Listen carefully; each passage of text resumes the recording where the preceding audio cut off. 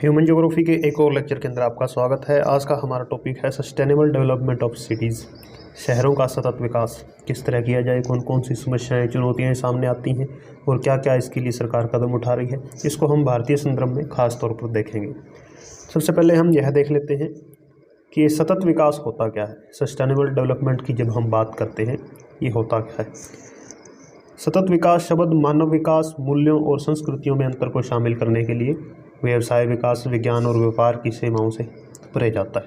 हालांकि जब हम डेवलपमेंट की बात करते हैं तो हम ज़्यादातर तौर पर यह देखते हैं कि हमारे जो व्यवसाय है, यानी हमारा जो व्यापार है वो ज़्यादा होना चाहिए, टेक्नोलॉजी होनी चाहिए हमारे पास, या जो भी बिजनेस हम कर रहे हैं। लेकिन जो सतत विकास वो कहता है कि इसके अंदर हम मानव विकास को भी शामिल करें, जो हमारे मूल्य हैं, हमारी संस्कृतियां हैं, इनमें अंतर को भी हम शामिल करेंगे। तो यानी यह शब्द सतत विकास इन सीमाओं से पार चला जाता है, परे जाता है। क्योंकि वास्तव में कई संगठन हैं, NGOs हैं या अन्य कोई सरकारी या गैर सरकारी संगठन हैं, वे लैंगिक समानता के महत्व, निर्णय लेने की प्रक्रियाओं में भागीदारी, शिक्षा, स्वास्थ्य तक पहुँच जैसे मुद्दों पर जोर देने के लिए सतत विकास के विरोध में सतत मानव विकास का उल्लेख कर रहे हैं। यानी ये सब लोग यही कहते हैं कि केवल सतत विकास ही नहीं होना चाहिए, उसके अंदर मनुष्य भी आप शामिल कीजिए। मनुष्य की शिक्षा क्या है, स्वास्थ्य तक पहुंच कितनी है, निर्णय लेने के अंदर कितनी भागीदारी है, या लैंगिक समानता कितनी है, यानी ह्यूमन टच इसके अंदर उन्हें दिया जाना चाहिए। तो सतत विकास का यही शाब्दिक अर्थ है कि मनुष्य भी इसके अंदर सम्मिलित हो। अब हम देखते हैं कि माल और सेवाओं के प्रमुख उपभोक्ताओं और वितरकों के रूप में शहर इन घटकों के केंद्र बिंदु बन गए हैं। यानी जो भी माल है या सेवाएं हैं, द्वितीयक हैं, तृतीयक हैं, ये सभी हमें कहाँ से मिलती हैं? शहरों से मिलती हैं। चाहे बहुत सारी यूनिवर्सिटियाँ देखें, विश्वविद्यालय या शोध केंद्र हैं, वे सभी शहरों के अंदर होते हैं और अनेक निर्माण उद्योग हैं। हालांकि कई शहर वस्तुओं और सेवाओं के बड़े उपभोक्ता होते हैं, शहरों के अंदर उनके उपभोक्ता भी होते हैं। लेकिन इसलिए ये कहता है कि शहरों का हमें खास ध्यान रखना होगा। शहरों का सतत विकास आवश्यक है, क्योंकि वहीं से सेवाएं जनरेट हो रही हैं, पूरे भारत के अंदर या पूरे विश्व के अंदर फैलती हैं।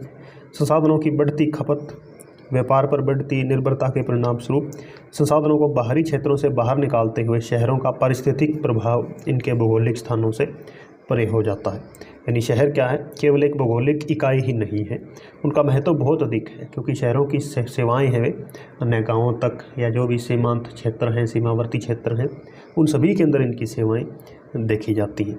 इसलिए शहरों का सतत विकास की इसके अंदर इसने बात की है। अब हम देखते हैं कि सतत शहरी नियोजन क्या है। ये तो हमने सतत विकास का अर्थ समझा है। अब सतत शहरी नियोजन क्या है, सस्टेनेबल जो अर्बन प्लानिंग है वो क्या है। यूएन हैबिटेट ने परिभाषा दी है कि शहरी नियोजन को शहरी भूमि की योजना और डिज़ाइन के रूप में परिभाषित किया गया है, जो सरकारों और अन्य संगठनों को शहरी विकास का समर्थन करने, शासन के सभी स्तरों पर योजना के माध्यम से स्थिरता, दक्षता और समता में सुधार के लिए मार्गदर्शन करता है। यानी ये जो शहरी नियोजन है, ये सरकार की हेल्प करता है, ताकि जो भी शहरी निकाय के अंदर जो शहरी विकास कर रहे हैं या शासन के अंदर अनेक योजनाएं बना रही हैं, उन सभी के अंदर एक तो स्थिरता होनी चाहिए, दक्षता होनी चाहिए और समता, इन सभी के अंदर सुधार के लिए ये मार्गदर्शित करता है। कौन? सतत शहरी नियोजन। यानी सरकार का एक तरह से सहयोगी है, ताकि एक अच्छा शहर, विकसित शहर, स्वस्थ शहर का निर्माण हो सके। अब इसी को हम इस परिभाषा को आगे और डिटेल के अंदर समझेंगे। जैसे जलवायु परिवर्तन है, ये स्वच्छ हवा और पानी, नवीकरणीय ऊर्जा और भूमि उपयोग पर चिंताएं, स्थिरता पर ध्यान आकर्षित करना जारी रखती है। यानी जलवायु परिवर्तन की जब भी बात आती है, जैसे चेन्नई के अंदर अभी पिछले साल बहुत भयंकर बाढ़ थी, तो एक शहर के अंदर इतनी ज़्यादा बाढ़ का आना तो शहरी विकास को उसने बिल्कुल ठप कर दिया था। तो जलवायु परिवर्तन या साफ हवा और पानी की बात करें, हम नवीकरणीय ऊर्जा के संसाधनों की बात करें, भूमि उपयोग पर बात करें, इन सभी पर जब चिंताएं आती हैं हमारी, तब हम इस स्थिरता को पहचान लेते हैं कि क्या हमारे शहर वास्तव में स्थिर हैं या वे अस्थिर हैं। विशेष रूप से टिकाऊ शहरी नियोजन विकास रणनीतियों और प्रथाओं जो लंबे समय तक रहने योग्य आत्मनिर्भर समुदायों को सुनिश्चित करती हैं।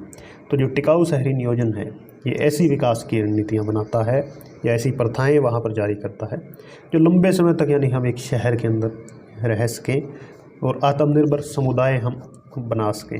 जैसे अभी कोविड के दौरान हमने देखा कि हमारे जो गांव थे उन गांवों के अंदर ज़्यादा दिक्कत नहीं आई, लेकिन शहरों के अंदर बहुत ज़्यादा दिक्कत आई, क्योंकि गांव आत्मनिर्भर होते हैं, जो गांव अपने लिए उगाते हैं वही खा लेते हैं, तो उन्हें ज़्यादा समस्याएं नहीं आई। लेकिन शहरों के अंदर बहुत अधिक समस्याओं का सामना करना पड़ा था।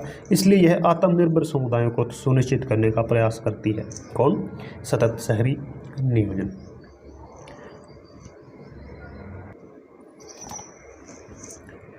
उन्नीस सौ 87 की संयुक्त राष्ट्र रिपोर्ट के अनुसार स्थिरता एक ऐसा विकास है जो भविष्य की पीढ़ियों की अपनी ज़रूरतों को पूरा करने की क्षमता से समझौता किए बिना वर्तमान ज़रूरतों को पूरा करता है। यानी भविष्य की पीढ़ियाँ भी लाभान्वित होंगी, यानी उनके जो ज़रूरतें हैं उनके साथ कोई समझौता नहीं होगा, लेकिन हम अपनी ज़रूरतों को भी पूरा करते रहेंगे। यह एक बेसिक सी जो परिभाषा है स्थिरता की संयुक्त राष्ट्र रिपोर्ट के अनुसार दी गई है। इसके अतिरिक्त सतत शहरी नियोजन में वास्तुकला यानी आर्किटेक्चर, इंजीनियरिंग, जीव विज्ञान, पर्यावरण विज्ञान, सामग्री विज्ञान, कानून, परिवहन, टेक्नोलॉजी, आर्थिक विकास, लेखा जोखा, वित्त, सरकार सहित अनेक विषय शामिल होते हैं। यानी सतत शहरी नियोजन कोई छोटा शब्द नहीं है, इसके अंदर पूरे शहर का जो जीवन है उसको हम रेखांकित कर सकते हैं। शहरी नियोजन समस्याओं के लिए नए स्थायी समाधानों में हरित भवन यानी हरे भरे भवन। अब हम जब किसी शहर को देखते हैं तो खाली बिल्डिंगें ही नज़र आती हैं, चारों तरफ कंक्रीट का जंगल, लेकिन जब सतत शहरी नियोजन होगा, अच्छे शहर होंगे, उनके अंदर काफ़ी ज़्यादा ग्रीनरी होगी, बिल्डिंग्स के अंदर भी रहने को आवास होंगे, चलने की क्षमता होगी। अब हमारे शहरों के अंदर पैदल चलने की क्षमता नहीं है, यानी इतनी जगह नहीं है कि वहाँ पर व्यक्ति पैदल चल सके, यानी बढ़िया फुटपाथ नहीं है, हरे भरे मार्ग नहीं है, ओपन स्पेसेस नहीं है, सौर और पवन ऊर्जा जैसे वैकल्पिक ऊर्जा स्रोत नहीं है, सार्वजनिक परिवहन, यानी ये सभी विकल्प एक सतत शहरी नियोजन के अंदर, सस्टेनेबल सिटी के अंदर ये सभी आ जाएंगे। अच्छी टिकाऊ भूमि उपयोग योजना लोगों और उनके समुदायों के कल्याण में सुधार करने के अंदर मदद करती है। यानी जो लैंड यूज़ होगा वो क्या होगा, जो भी वहाँ पर कम्युनिटीज़ रह रही हैं उनके कल्याण में सुधार होगा। इस तरह उस लैंड यूज़ का यूज़ है वो उस लैंड का यूज़ किया जाएगा। तो ये हो गया सतत शहरी नियोजन। आप समझ गए होंगे कि वास्तव में एक शहर को अच्छा, हर दिशा के अंदर अच्छा कैसे बनाया जा सकता है, और ख़ासकर जो भविष्य की पीढ़ियाँ होंगी उनके साथ कोई समझौता नहीं होगा। इसके अतिरिक्त रहने के लिए जो भी आवास चाहिए वे होंगे, साफ़ हवा, पानी, ये सब होगा। अब आगे बढ़ते हैं। अब देखते हैं एक स्थायी शहर क्या होता है, सस्टेनेबल सिटी कैसी होती है। अर्बन 21 सम्मेलन हुआ जर्मनी में, बर्लिन के अंदर 2000 के अंदर। उसके अंदर टिकाऊ शहरी विकास को परिभाषित किया है कि भविष्य की पीढ़ियों पर बोझ छोड़े बिना पारिस्थितिक, सांस्कृतिक, राजनीतिक, संस्थागत, सामाजिक, आर्थिक घटकों सहित एक शहर में जीवन की गुणवत्ता में सुधार के रूप में परिभाषित करता है शहरी विकास को। यानी भविष्य की पीढ़ियों पर कोई भी आंच नहीं आनी चाहिए, उसके बिना हम जो हमारा इकोसिस्टम यूज़ कर रहे हैं, या हमारे कल्चर है, या हमारी पॉलिटिकल सिस्टम है, इंस्टीट्यूशंस हैं, इन सभी पर जीवन की गुणवत्ता के अंदर सुधार कर रहे हैं। यानी हमारे जीवन की गुणवत्ता, आज यदि हम कोई भी विकास कार्यक्रम देखते हैं तो वह इकोसिस्टम को हानि पहुंचाता है, हमारे कल्चर को हानि पहुंचाता है, उसके अंदर बहुत अधिक पॉलिटिकल इश्यूज़ होते हैं, समाज उसके अंदर जो खतरे में दिखाई पड़ता है, पैसा बहुत अधिक लग रहा है। इसलिए शहर हमारे सस्टेनेबल नहीं है। लेकिन इस जो स्टेटमेंट यहाँ पर दी गई है इसके अनुसार सस्टेनेबल सिटी इस तरह की होगी। एक स्थायी शहर को एक ऐसे शहर के रूप में परिभाषित किया जा सकता है जो नागरिक सुविधाओं, स्वास्थ्य, चिकित्सा देखभाल, आवास, शिक्षा, परिवहन, रोजगार, सुशासन, जितनी भी आवश्यक बुनियादी ढांचे हैं उनके साथ साथ जो बुनियादी ज़रूरतें हैं उन्हें पूरा करने के अंदर सक्षम होगा। यानी किसी भी एक भी नागरिक के साथ किसी प्रकार का भेदभाव नहीं होगा, और जो भी उसे बुनियादी चीज़ें चाहिए वे सभी उसे इस शहर के अंदर दी जाएंगी। अब क्वेश्चन यह उठता है कि सतत शहरी नियोजन की आवश्यकता हमें क्यों है। इसे हम भारत के संदर्भ में देखें। भारत एक बड़े पैमाने पर ग्रामीण से एक अर्ध शहरी समाज में संक्रमण के बीच में है। यानी भारत एक ट्रांजिशन फेज से गुजर रहा है, जिसके अंदर भारत की पॉपुलेशन है वो ग्रामीण से शहरी समाज के अंदर तब्दील हो रही है। आंकड़ों से यदि समझें कि 2011 की जनगणना के अनुसार भारत में 31.2% आबादी शहरी थी, वहीं 2050 तक 50% से अधिक आबादी शहरी होगी। यानी अब हम इसके बीच वाले दौर के अंदर पहुंच चुके हैं, तो हमारा ट्रांजिशन हो रहा है। तो शहरों के अंदर भी एक स्थायी जीवन की निश्चित डिग्री प्राप्त करने के लिए हरित ऊर्जा, स्वच्छ पानी, जन गतिशीलता, पोषण, शिक्षा, स्वास्थ्य देखभाल, अपशिष्ट प्रबंधन आदि ये सभी होना चाहिए। यानी भारत की जब इतनी आबादी शहरों के अंदर पहुंचेगी तो वहाँ पर क्या ये सब चीज़ें वह शहर उनको उपलब्ध करा पाएगा? यदि नहीं करा सकता, वर्तमान यदि कॉन्टेक्स्ट में हम देखें तो शहर हमारे अभी इस लायक नहीं है, इसलिए इनके अंदर सतत शहरी नियोजन की आवश्यकता है। इसके अतिरिक्त शहरी आबादी की तुलना में शहरी क्षेत्र में पार्श्व विकास बहुत धीमा है। यानी शहर हमारे बड़े नहीं हो रहे हैं क्योंकि उतनी जगह उनके अंदर नहीं है, बल्कि हमारे शहर ऊपर की ओर बढ़ रहे हैं, उसके फिर अलग नुकसान होते हैं। तो पार्श्व विकास धीमा है, बहुत धीमा है। राष्ट्रीय राजधानी क्षेत्र का जनसंख्या घनत्व 11,297 व्यक्ति प्रति वर्ग किलोमीटर है 2011 के आंकड़ों के अनुसार, यानी इतनी पॉपुलेशन डेंसिटी है। लेकिन जो नेशनल एवरेज है वो 382 है, तो इसका तो रेशियो ही बहुत ज़्यादा है। तो इतनी ज़्यादा डेंस हमारी नेशनल कैपिटल रीजन है, तो वह फिर तब इसके लिए तो ख़ास तौर पर सतत शहरी नियोजन की आवश्यकता महसूस होती है। इसके अतिरिक्त लगातार प्रवास हो रहा है कि देश के ग्रामीण क्षेत्रों में रोजगार, स्वास्थ्य, शिक्षा की कमी के कारण शहरी क्षेत्रों की ओर अत्यधिक प्रवास हुआ है, अब भी जारी है। इस तेज पलायन ने शहरों में मलिन बस्तियों को जन्म दिया है। शहरों के अंदर जो लोग पहुंच रहे हैं काम के लिए या स्वास्थ्य के लिए, शिक्षा के लिए, तो उन्हें वहाँ पर रहने को जगह नहीं है, तो वे अवैध मलिन बस्तियाँ बनाकर रहने लग जाते हैं। उनकी फिर अलग समस्याएं हैं जो आगे देखेंगे। इसके अतिरिक्त कृषि नीतियों के अंदर सरकार बदलाव कर रही है। आर्थिक विकास के अंदर स्पष्ट असमानता देखी जा सकती है। अमीर और गरीब वर्ग के बीच जलवायु भी लगातार बदल रही है, संसाधन घट रहे हैं। तो इन सब ने मिलाकर सतत शहरी नियोजन की आवश्यकता को बढ़ा दिया है। आगे बढ़ते हैं। सतत शहरों की विशेषताएं क्या होंगी, यानी जो नियोजित शहर होंगे, सस्टेनेबल सिटीज़ होगी, उनकी क्या कैरेक्टरिस्टिक्स होंगी। शहरों को अन्य क्षेत्रों और पारिस्थितिकी प्रणालियों पर उनके उपयोग पैटर्न के प्रभाव में अधिक जागरूक होने की आवश्यकता होगी। यानी शहर और शहर से लगा क्षेत्र, उनके अंदर जो एक शहर का एक अलग इकोसिस्टम होता है, वहाँ पर लोग किस तरह से उपभोग कर रहे हैं चीज़ों को, वह पैटर्न कैसा है, उसके अंदर निश्चित ही बदलाव लाना होगा या लोगों को जागरूक करना होगा। लोगों को यह बताना होगा कि आप जो चीज़ें इस्तेमाल कर रहे हैं उनके अंदर ये चीज़ें आपके काम की हैं, ये गैर ज़रूरी हैं और इससे इकोसिस्टम पर क्या खतरा पहुंच रहा है। तो एक स्थायी शहर को खपत पैटर्न बढ़ाने के लिए जवाबदेही और जिम्मेदारी हासिल करने की आवश्यकता होगी। जो खपत पैटर्न है जो बढ़ रहा है यदि किसी शहर का, तो उसकी जवाबदेही होगी। इसके अतिरिक्त जिम्मेदारी भी होगी। उपभोक्ता वस्तुओं को कम करने, जो शहर के अंदर जो लोग रह रहे हैं वे या तो इतने जागरूक हो जाएं, या प्रशासन की जिम्मेवारी होगी कि वस्तुओं का कम यूज़ करेंगे। जो गैर जरूरी है वो तो बिल्कुल नहीं करेंगे, या उनका पुनः उपयोग, पुनः चक्रण, यानी रीसाइकिल, रीयूज़, ये सब उसके अंदर आकर शहर जिम्मेदारी की दिशा में काम कर सकते हैं। यानी एक तो मेजर चीज़ यह होगी, क्योंकि इससे पर्यावरण पर बहुत अधिक क्षति, जो दबाव है पर्यावरण के ऊपर पड़ता है, क्योंकि आखिरकार हमें सारी चीज़ें नेचर से ही लेनी पड़ती हैं। नियंत्रित जनसंख्या, जिनके लिए पर्याप्त सार्थक रोजगार उपलब्ध हैं। ये हम सतत शहरों की विशेषताएं पढ़ रहे हैं कि वहाँ की जनसंख्या नियंत्रित होगी ताकि उनके लिए पर्याप्त रोजगार हो और सार्थक, जो लोग काम करना चाहते हैं उनके लिए अच्छे रोजगार हों। पर्याप्त शासन सेवाएं जो जनसंख्या की ज़रूरतों को पूरा कर सकती हैं।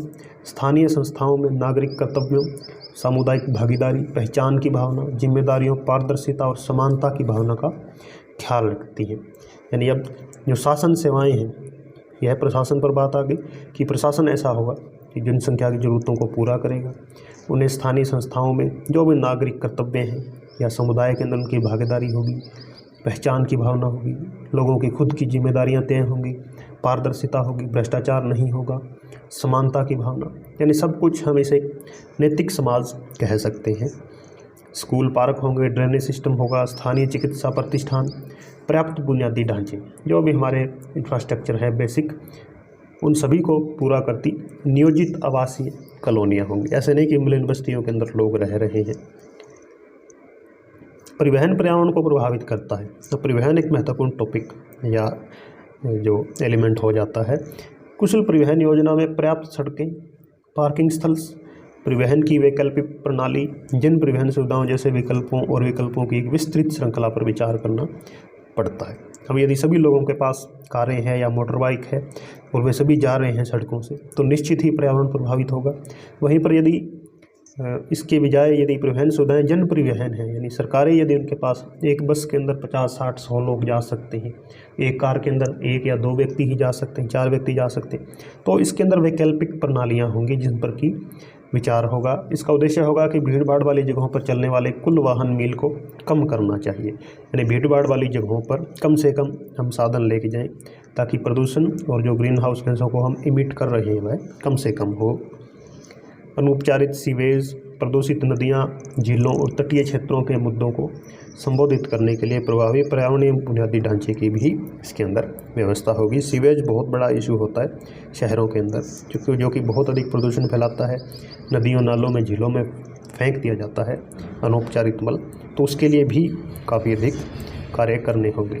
ये सभी जो हम चीज़ें देख रहे हैं, ये एक सस्टेनेबल सिटी की करैक्टरिस्टिक्स हैं जो कि आपको दुबई शहर के अंदर ख़ास तौर पर देखने को मिल सकती हैं। दुबई ने वास्तव में इस दिशा के अंदर बहुत अच्छा काम किया है, खासकर जो अनौपचारिक सीवेज है या ग्रीन हाउस गैसों का उत्सर्जन है या सरकारी परिवहन तंत्र है। इसके अतिरिक्त अन्य चीज़ें भी, इसकी एक डॉक्यूमेंट्री है जो कि आपको उसका लिंक डिस्क्रिप्शन में मिल जाएगा, वो आप ज़रूर देखें कि एक सस्टेनेबल सिटी कैसी होती है और दुबई इस दिशा में किस तरह काम कर रहा है। इसके अतिरिक्त वहाँ महिलाओं का सशक्तिकरण होगा और आदर्श नागरिकों का निर्माण, क्योंकि आखिरकार जो समाज को चलाना है, शहर को, वे आदर्श नागरिक ही चलाएंगे। संयुक्त राष्ट्र ने भी जो विश्व आर्थिक और सामाजिक सर्वेक्षण के अनुसार एक रिपोर्ट तैयार की है, उसके अंदर सतत शहर की विशेषता क्या होगी कि एक स्थायी शहर में निम्नलिखित विशेषताएं उन्हें स्थानीय या वैश्विक प्राकृतिक संसाधनों और प्रणालियों पर निरंतर मांगों को लागू किए बिना अपने निवासियों के विकास की ज़रूरतों को पूरा करना चाहिए। यानी स्थानीय हो या वैश्विक प्राकृतिक संसाधन है या प्रणालियाँ कैसी हैं, उन पर कितनी मांग है, चाहे हम यह कहें कि हम भावी पीढ़ी के लिए छोड़ें, लेकिन इसका मतलब यह नहीं है कि जो हमारी वर्तमान निवासी हैं उनकी ज़रूरतों को पूरा नहीं कर सकें। यानी एक बैलेंस बनाकर वो चलेगा। उन्हें सामाजिक आर्थिक विकास, पर्यावरण प्रबंधन और शहरी शासन को एकीकृत करना चाहिए, यानी इंटीग्रेटेड स्केल होगा इसके अंदर, चाहे सोशो इकोनॉमिक डेवलपमेंट है, चाहे वह इन्वायरमेंट को डील कर रहा है या शहर का शासन, यानी यह सब मिला जुला एक प्रयास होगा। बस्तियों को समावेशी, सुरक्षित, लचीला और टिकाऊ होना चाहिए। बस्तियाँ समावेशी होनी चाहिए, सबको लेकर चलने वाली, सुरक्षित हों, सेफ हों, फ्लेक्सिबल हों और टिकाऊ भी हों। भारत के अंदर नियोजित शहर हैं कुछ, जैसे दिल्ली NCR है, अमरावती आंध्र प्रदेश के अंदर, गांधीनगर, नवी मुंबई, लवासा चंडीगढ़ या छत्तीसगढ़ का नया रायपुर। चलिए आगे बढ़ते हैं। भारत में सतत शहरी नियोजन से जुड़ी अनेक चुनौतियां हैं। इस पहले हम आर्थिक चुनौतियों की बात करें। पहला, उत्पादन और संसाधन की शहरी आबादी में तेज़ी से वृद्धि हो रही है, तो उससे वहाँ पर प्रति व्यक्ति आय में भी वृद्धि होती है, क्योंकि शहर का जो पे स्केल है वो अलग होता है, तो उससे लोगों के पास पैसा होता है, पूंजी होती है, उससे विलासिता की वस्तुओं की मांग में वृद्धि होती है, यानी लोग अपने ज़्यादा से ज़्यादा आराम की वस्तुओं के अंदर वृद्धि करते हैं, आराम देने वाली चीज़ें। इससे संसाधनों के सतत उपयोग के साथ साथ मांग आपूर्ति संतुलन को बनाए रखना मुश्किल हो जाता है। यानी शहर के लोग यदि बहुत अधिक डिमांड कर रहे हैं किसी चीज़ की, तो उसको शहर किस तरह पूर्ति करवा रहा है, इसके साथ साथ सस्टेनेबल तरीके से लोगों को यूज़ करना भी कैसे सिखा रहा है, ये बहुत बड़ी समस्या होगी, खासकर भारत के अंदर। इसके अतिरिक्त श्रम कल्याण समस्या होगी कि शहरी क्षेत्रों के अंदर हम जानते हैं कि प्रवासी मजदूर होते हैं या डेली वेज पर काम करने वाले लोग होते हैं, तो उनके काम करने या उनकी लेबर उन्हें देनी या वे कहाँ पर रह रहे हैं, उस स्थिति की निगरानी करना, उनका कल्याण सुनिश्चित करना, यह एक चुनौती है, क्योंकि ऐसे लोग करोड़ों की संख्या के अंदर होते हैं। प्रौद्योगिकी और बुनियादी ढांचा, शहरीकरण का समर्थन करने के लिए परिष्कृत, पर्यावरण के अनुकूल प्रौद्योगिकी और टिकाऊ ढांचे की कमी एक प्रमुख चिंता का विषय है। यानी शहर के अंदर समस्या आती है क्योंकि इतने लोगों को जो बेसिक इंफ्रास्ट्रक्चर है ये उपलब्ध कराना, टेक्निक का यूज़ उन्हें कराना, तो इसलिए ये बहुत बड़ी समस्या खासकर भारत जैसे देश के अंदर सामने आती है, क्योंकि लोग उतने अधिक जागरूक नहीं हैं, पढ़े लिखे नहीं हैं, शिक्षित नहीं हैं। तो पर्यावरण के अनुकूल भी तकनीक किस तरह काम कर सकता है या उन्हें सिखा सकता है, यह बहुत मुश्किल है। इसके अतिरिक्त निवेश और निधि का उपयोग, भारत एक विकासशील राष्ट्र होने के नाते यहाँ पर 35% शहरी आबादी BPL धारक है। उनके पास सस्ती कीमत पर बुनियादी सुविधाएं प्रदान करने के लिए आवश्यक धन और निवेश की कमी है। तो 35% लोग गरीबी रेखा से नीचे हैं, खासकर विकासशील राष्ट्र भारत जैसे देश के अंदर। तो वहाँ पर उन्हें सस्ती कीमत पर यदि आप बुनियादी सुविधाएं देंगे तो 35% लोग बहुत अधिक हो जाते हैं। तो उसके लिए बहुत अधिक निवेश चाहिए, पैसा चाहिए। तो जो ये आर्थिक चुनौतियाँ भारत इस समय झेल रहा है।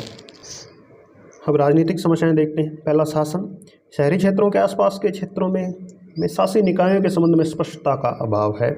शासी निकायों की बहुलता सेवाओं के वितरण के संबंध में अस्पष्टता पैदा करती है।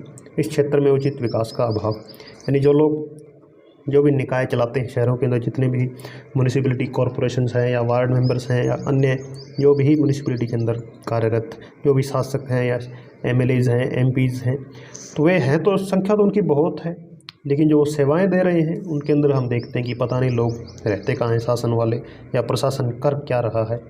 इसलिए उचित विकास का उसके अंदर अभाव दिखाई देता है। दूसरा, कानून व्यवस्था है। क्योंकि शहरों के अंदर जो विकास हुआ है वो अनियोजित तरीके से बेतरतीब ढंग से हुआ है, तेज़ी से हुआ है, तो कानून व्यवस्था के मुद्दे भी जन्म लेते हैं। अपराध दर बढ़ता है, नशीली दवाओं का दुरुपयोग होता है या अन्य गतिविधियाँ उनके अंदर वृद्धि होती रहती है, जो कि हम आम तौर पर शहरों के अंदर देखते हैं। फिर सुरक्षा की बात आती है। महिलाएं, बच्चे और बूढ़े ये समाज के सबसे कमज़ोर वर्ग होते हैं। बदलते सामाजिक मानदंडों और शहरी केंद्रों के अत्यधिक महानगरीय समाज ने उनकी सुरक्षा के बारे में चिंताओं को और बढ़ा दिया है। यानी जो महानगरीय समाज के अंदर हम बदल रहे हैं, उसके साथ साथ हमारे सामाजिक मानदंड भी बदलते जा रहे हैं। महिलाएं भी यह चाहती हैं कि वे बाहर जाकर काम करें, तो इसलिए वे सुरक्षा के अंदर भी उनको ज़्यादा सुरक्षा फिर देनी पड़ती है। तो पर्याप्त पुलिस बल की कमी है। नैतिकता और जवाबदेही की भी कमी पाई जाती है। शासी निकायों द्वारा जवाबदेही और नैतिक प्रथाओं को सुनिश्चित करना शहरी केंद्रों की स्थिरता के लिए बड़ी चुनौती है। आखिर हम ईमानदार नेता कहाँ से ढूंढ कर ला सकते हैं या उन्हें ईमानदार कैसे बना सकते हैं, यह भी एक राजनीतिक समस्या है। सामाजिक समस्याएं, जो शहरों का समाज है उसके अंदर झुग्गी झोंपड़ी और उनमें रहने वाले लोग बहुत सी सामाजिक समस्याएं उत्पन्न करते हैं। जैसे शहरी क्षेत्रों से तेज़ी से जो पलायन हुआ है, तो अवैध भूमि अतिक्रमण और झुग्गी बस्तियों के रूप में अनियोजित बस्तियों की समस्या पैदा हो गई है। शहरों के अंदर उन्हें जाते ही कोई मकान नहीं मिलता, या जो मिलता है उसका रेंट बहुत अधिक होता है, तो इसलिए वे अवैध अतिक्रमण करते हुए मलिन बस्तियों के अंदर रहते हैं। जैसे हम मुंबई का उदाहरण लें तो एशिया की सबसे बड़ी वहाँ पर बस्ती है धारावी, मलिन बस्ती है। लगभग 2 करोड़ लोग वहाँ पर रह रहे हैं। इन झुग्गियों में रहने वालों का प्रतिनिधित्व सामान्य रूप से गलत होता है और वे सभी मूलभूत सुविधाओं से वंचित रहते हैं, जो समस्या को और बढ़ा देते हैं। यानी इनमें जो लोग रह रहे हैं वे सामान्य रूप से ही गलत हैं, क्योंकि वे पहले से ही अवैध रूप में रह रहे हैं, तो फिर उनकी आगे और समस्याएं बढ़ जाती हैं, क्योंकि उनको फिर सरकारी लाभ पहुंचाना बहुत मुश्किल हो जाता है। सामाजिक प्रदूषण, अत्यधिक महानगरीय शहरी समाज के कारण सामाजिक प्रदूषण और सामाजिक मानदंडों का क्षरण एक सामान्य विशेषता है कि क्षेत्र अपराधों और अन्य अवैध गतिविधियों के लिए अत्यधिक प्रवण होते हैं। यानी जो समाज उनके द्वारा खराब होता है, तो इसे हम सोशल पोल्यूशन कहते हैं। इन्वायरमेंटल पोल्यूशन वो आगे आएगा, अलग होगा। स्वास्थ्य और स्वच्छता, अनियोजित शहरीकरण में बुनियादी ढांचागत सुविधाओं का अभाव है, विशेष रूप से स्वच्छता और अपशिष्ट निपटान और प्रबंधन के संबंध में, जो अनेक स्वास्थ्य चिंताओं को जन्म देती है। अब यदि स्वच्छता नहीं है, अपशिष्ट जो पदार्थ हैं उनका निपटान नहीं हो रहा है, प्रबंध अच्छा नहीं है, तो स्वास्थ्य चिंताएं अपने आप ही जन्म लेंगी।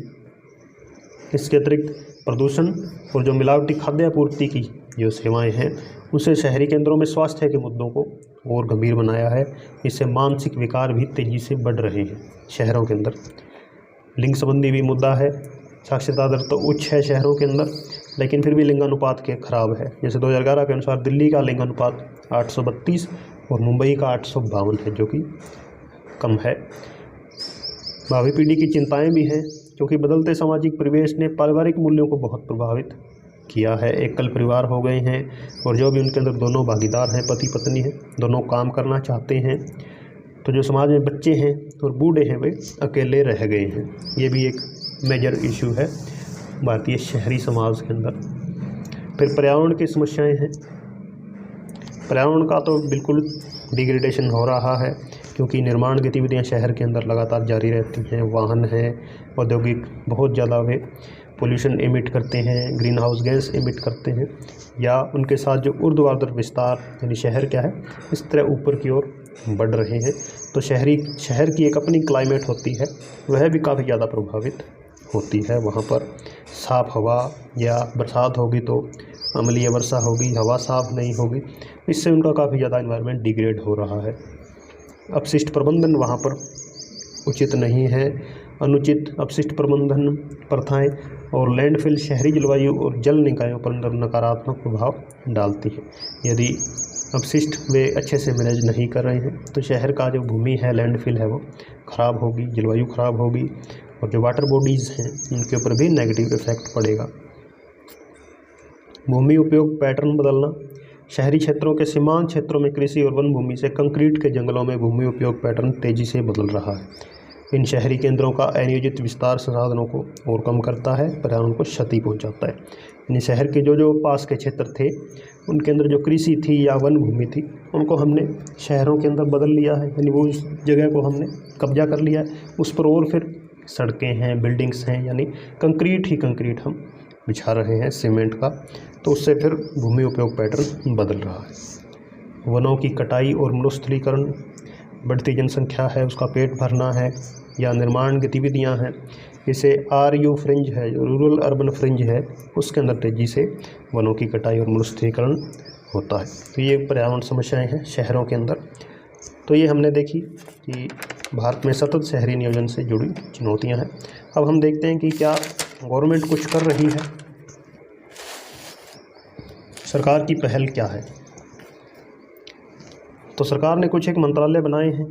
पहले तो आवास और शहरी अपशमन मंत्रालय है, जिसे हम महूपा कहते हैं, ministry of housing and urban poverty allegation.